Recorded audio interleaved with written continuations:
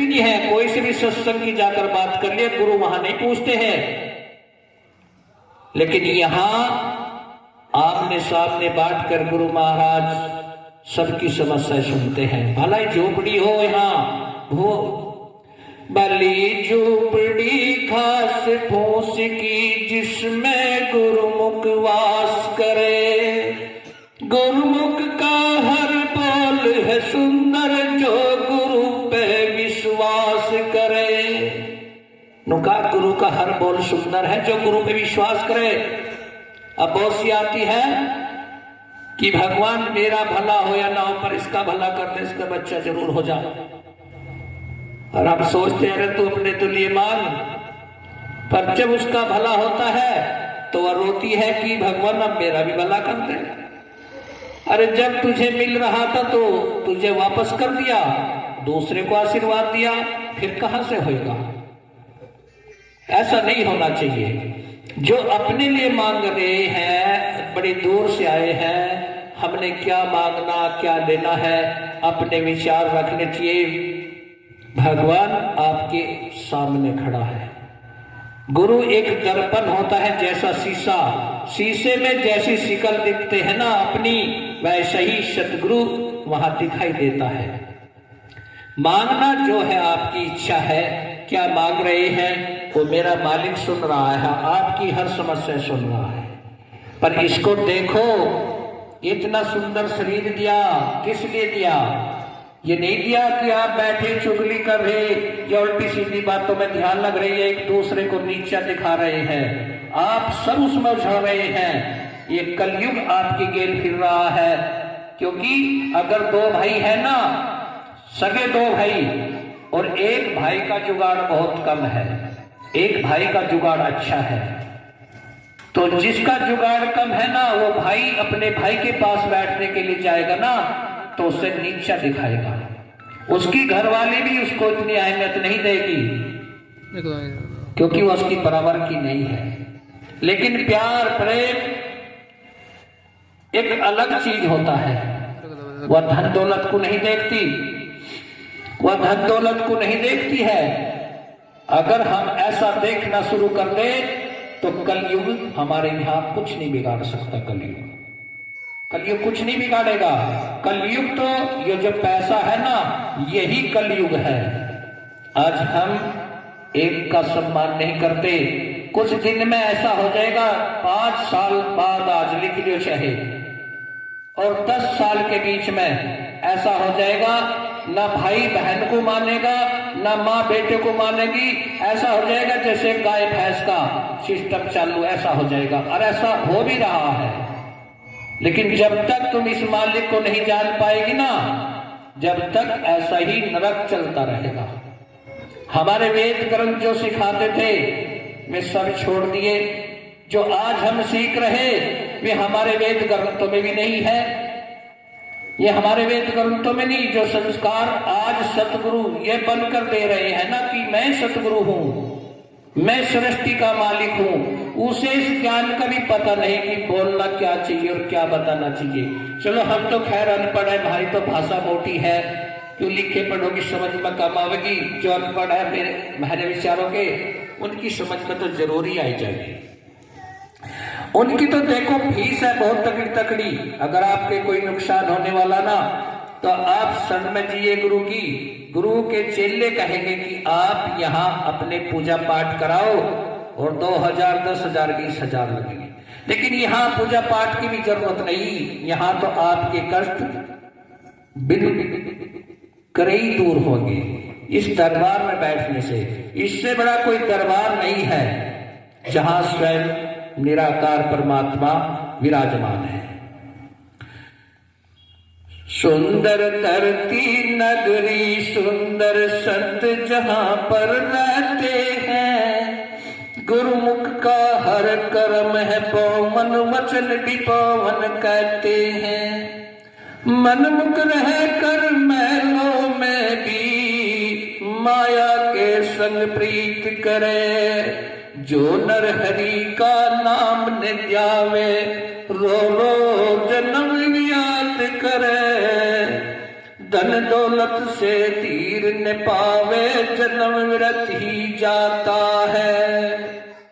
मनमुख की हर बात है सुंदर, मनमुख की हर बात है झूठी, झूठे से मन बहलाता है। देखो, जो जिसने ज्ञान ले लिया, ज्ञान तो सबने ले रखा, लेकिन जिसने ज्ञान लिया गुरु में विश्वास करके और मालिक के नाम में लग गया, तो समझो उसमें इतनी पावर हो जाती है, बहुत ज्यादा है। जो वो बोलेगा वही बात उसकी मालिक पूरी करेगा। यानी अगर ज्ञान ले लिया, ज्ञान यानी कि खाता तो खलवा लिया और खाते में 1 रुपया भी नहीं गिरा, नाम तो ले लिया पर नाम का जाप 1 तन भी नहीं करा।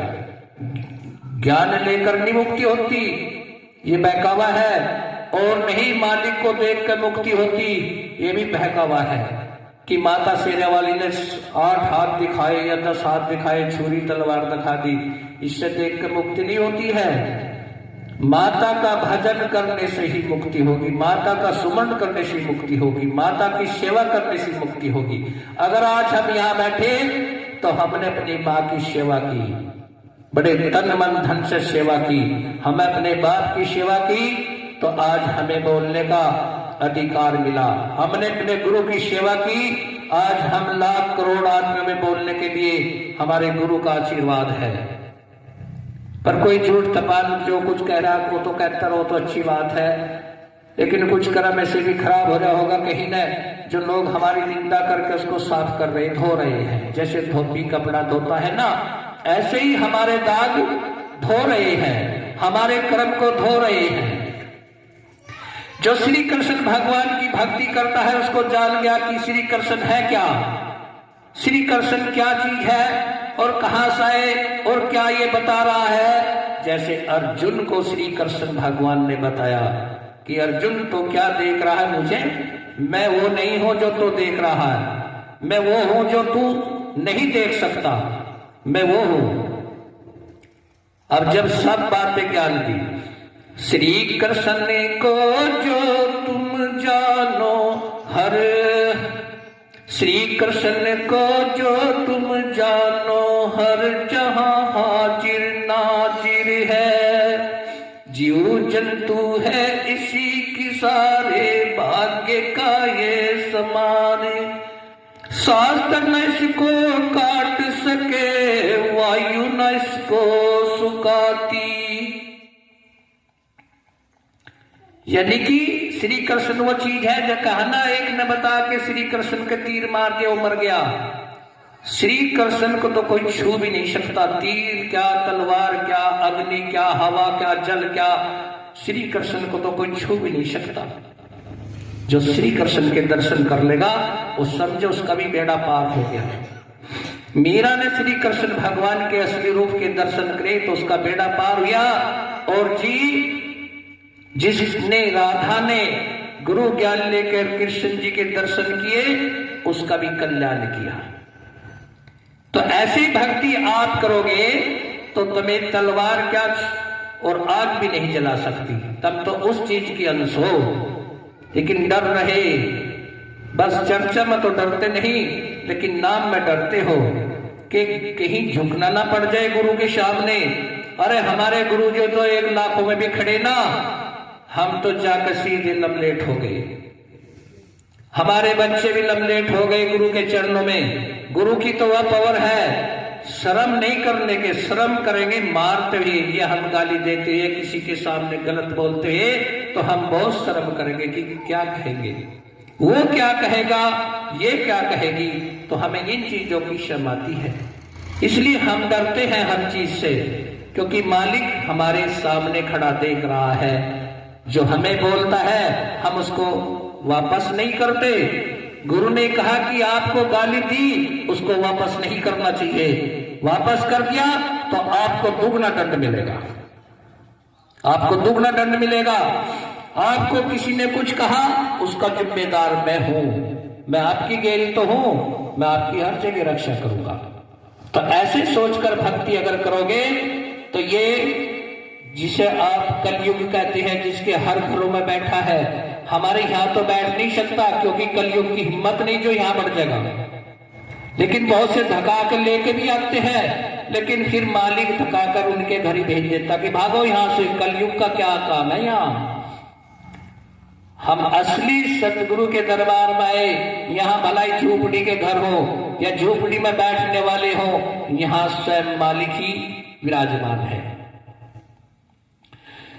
जल का इस पर असर न, अग्नि इसे जलाती है, मानो तू भी अंश इसी का, इसी ज्योति की ज्योति हो। कंकर के संग बना तू कंकर, वास्तव में तू मोती है। अब एक जनी सत्संग में आई या 10 जनी आई, तो 20 जनी आगे खड़ी दिखाई दी जो आस यानी कि कलयुग की गेल रहती है। अब कलयुग हमारे सिर पर सवार है, और जो 10 जनी सत्संग में आई ना, तो वे 20 जनी उन्हें भी रोकने की कोशिश करेंगे कि सत्संग में ना जियो, वहां तो बहुत बड़ा पाप हो जाएगा अगर हम वहां न जाकर माथा टेक लिया। जो माथा टेक लिया ना तो हमारा कल्याण नहीं होगा।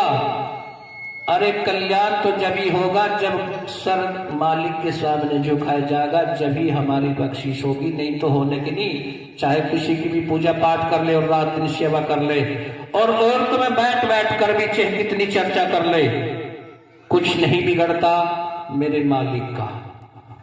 बता कि अग्नि से जला नहीं सकती, हवा उसे उड़ा नहीं सकती, जल उसे गीला नहीं कर सकता, अस्त्र शस्त्र बम उसे मार नहीं सकती।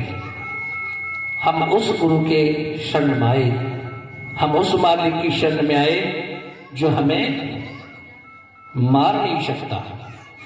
हम शरीर छोड़ देंगे लेकिन मरते नहीं। मरते तो हैं जो लोगों को उल्टा सीधा ज्ञान देते हैं, और औरतें भी उल्टी सीधी ज्ञान की बातों पर चलाते हैं। अपने गुरु की बड़ाई करेंगे, दूसरे गुरु की निंदा करवाएंगे, उन्हें तो ज्ञान भी नहीं है। भलाई किसी गुरु के 100 किलोमीटर जाती हो, 200 किलोमीटर जाती हो, उन्हें यही पता नहीं कि गुरु क्या चीज है। कहना हिंदू मुस्लिम सिख ईसाई सब में एक ही नूर है, चाहे वो किसी भी बिरादरी का है, सब में एक ही नूर है, वही मालिक का नूर है। नहीं तो फिर अगर अलग अलग नूर होते ना, अलग अलग भगवान होते, तो चांद भी अलग होता, सूरज भी अलग होता, खाना पीना भी अलग होता, या धरती भी अलग अलग होती, सबके सिस्टम अलग अलग हो जाते। लेकिन यही होगा ना, जो वैष्णवी भोजन करता है वो सीधा साधारण आदमी होता, उसके घर में कोई ऐसी चीज नहीं बनती। जिस घर में मांस मदिरा पीना बनता है ना, वो समझो आसुरी योनि होती है। वो अपने तो कार्य वही दिखाएगा, जो उसके अंदर घुस गए वो तो अपनी ताकत को वैसे ही दिखाएगा। और जो वैष्णवी आदमी वो तो अपनी भक्ति के बारे की बात करेगा, ना भाई चल भगवान भला करेगा, जो ऐसा कह दिया तो कह दिया, तो चलो तब कुछ ना कहो। तो ऐसे हमें सोचना समझना चाहिए। वह ये है वास्त घर है तेरा, यही है तेरा रूप महान, बिन गुरु पूरे पर नहीं सकता, जग में कोई इसे पहचान। श्रद्धा रख के इस पर अपनी, इसका ही तू ध्यान लगा, जान के गुरु से तू ही गाता जा। ओम सोहम तू ही गाता जा। नुका तू ही गाता जा। अगर हमने इस सोहम के दर्शन करे, इस निराकार के दर्शन करे, तो हम आज सबको सुना रहे भलाई 2 आदमी आए। ये तो सबने पता है, अगर गांव में 5 आदमी अच्छे हैं ना, तो उनके अलावा कुत्ता भी नहीं बैठने का। और गांव में जहां दारू चलती है, लड़ाई झगड़े की बात चलती है, वहां गांव के नहीं गुहांड के भी एंड कटी की जगह। ये सबने पता है, मेरे बताने से नहीं, ये सबने पता कि जहां अच्छा आदमी होगा वहां बैठना, कुत्ता भी नून मुंह करके बैठेगा, कभी जरा कुछ कही न दे मारते। और जहां लट लगा जहां लट लगे वहां 10 बार हुक्का भर जाएगा उसका, क्योंकि दिखे कि लट ना मार दिया तो उसका हुक्का भर गया पहले। तो हम नहीं, हम उसकी अंश है, हम उसकी अंश है उस मालिक की। हम इन चीजों से डरते नहीं है, ना आग से डरे, ना अग्नि से डरे, ना काल से डरे, ना किसी यमराज से डरे, ना धर्मराज से डरे। हमने उसका नाम सुमरन किया। मैं कहता हूँ राम मिला है, जग इसको पर माने ना। नुका जग माने या ना माने, हर पैगंबर जो भी आए वे अपने समय पर अपनी बात करते चले गए। जब श्री कृष्ण भगवान ने जितने मिले उनका कल्याण करा, और जितने उनकी आज भी निंदा कर रहे, उसको तो इतने 1 लाख बहू थी, 1 लाख रानी थी, 1 लाख बच्चे थे। अरे बच्चे 1 लाख क्यों थे? कितने देश में कितनी देश दुनिया पड़ी, सब उसी के तो बच्चे हैं। उससे अलावा है कौन और नो बताओ? पर लोगों ने क्या करना? पैसा कमाना, एक दूसरे की काट करना, यू करना, पैसा कमाना। जब पैसा तिपल जगह धर का हमें बताया जी भाई अपनी बात है चलनी कोई, जग इसको अरमाने ना।